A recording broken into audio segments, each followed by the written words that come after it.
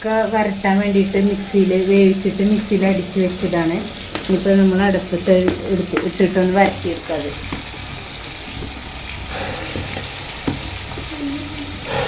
ശർക്കര ഉരുക്കിയത് ഒഴിക്കാട്ടോ. നെയ്യ് ഇതിലിട്ടിട്ടില്ല കേട്ടോ. നെയ്യ് ഈ വെള്ളമൊക്കെ ഒന്ന് വലിഞ്ഞിട്ട് ഇടാന്ന് വെച്ചു. ശർക്കര ഒഴിക്കാൻ കേട്ടോ.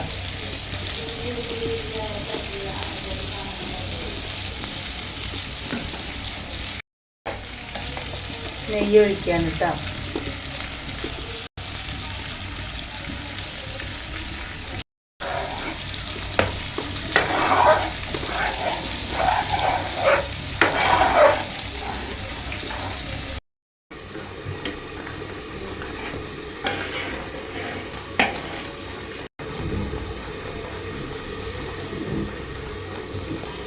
ഇത് കുറേ നാളിങ്ങനെ ഇരുന്നോളൂ.